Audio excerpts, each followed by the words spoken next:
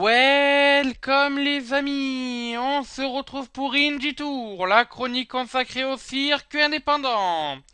Et donc aujourd'hui on va faire un grand voyage, vu qu'on va partir au Japon pour les résultats du show Great Voyage 2015 de la Pro Wrestling Noah, avec notamment un main event. Ce match, prévu en une chute, avec une durée de temps de 60 minutes, qui opposera Minoru Suzuki, le champion GHC Heavyweight, à Nomaushi Marufuji. Mais avant ça, commençons donc par les matchs d'ouverture de ce show. Donc on a commencé avec un tag team match. Gamba Hiranoyoki, Hirayanaki, pardon, excusez-moi, et Hitoshi Kumano ont affronté Super Quasi et John Gamble. C'est Kumano qui s'offre sa toute première victoire depuis février 2013 en faisant le tomber sur Jack Gamble, un jeune lutteur indépendant américain qui combat la Pro Wrestling Noah depuis le mois d'avril. Donc gros passage à vide à première vue terminé pour Hitoshi Kumano, mais affaire à suivre bien sûr. Ensuite donc nouveau match par équipe, Hitoshi Saito et Captain Noah ont affronté Chokimbugen. Donc ils sont en fait composés de Kenu et Michiro Katamiya. Donc c'est alors donc pour ceux qui ne l'avaient pas remarqué, le personne qui se cache derrière Captain Noah est bien sûr Jado, le booker de la Pro Wrestling Noah. Et donc nous rappellerons aussi que les Shiboku ont perdu leur leader Muroshima avec la retraite de ce dernier suite à de multiples blessures. C'était il y a quelques mois, on s'en rappelle malheureusement. Et c'est les risques du catch de devoir abandonner de devoir abandonner sa carrière bien sûr suite à des blessures.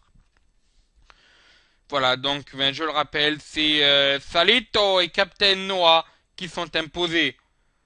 Ensuite, donc, on avait eu un match, un peu une revanche, entre Jizuki Harada et Hashime Wara. Et c'est Harada qui a rebattu son adversaire.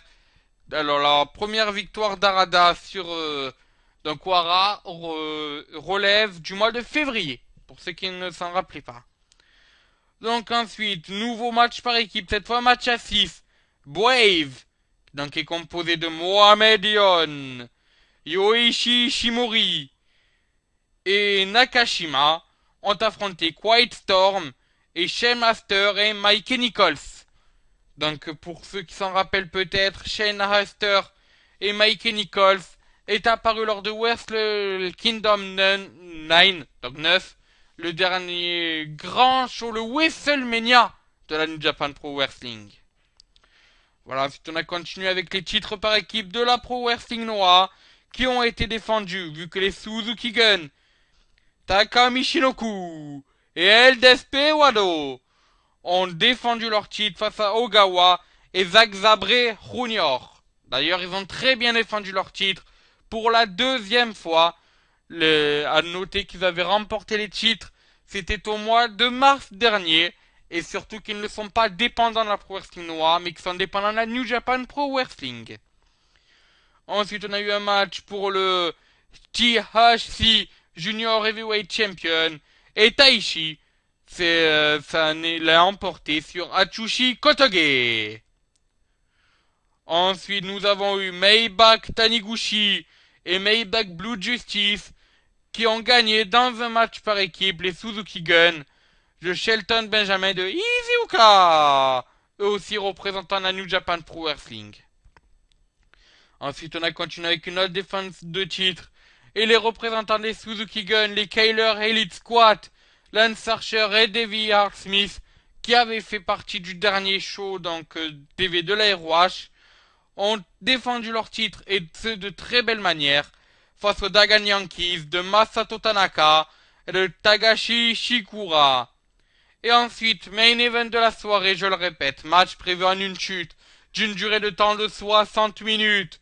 Minoru Suzuki, le leader des Suzuki Gun, a défendu et conservé son titre face à Marufuji. Notons quand même qu'il y avait deux arbitres dans ce match, donc l'arbitre normal et Kenta Kobashi, qui était là pour officier en tant que deuxième arbitre.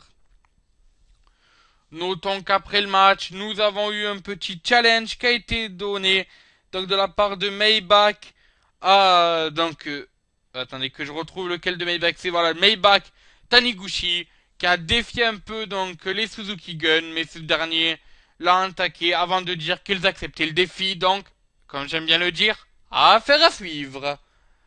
Voilà, bon mais c'est sur ce que se termine cette Indie Tour. Demain nous parlerons des prochains shows TV, enfin du dernier show TV de la ROH, diffusé samedi.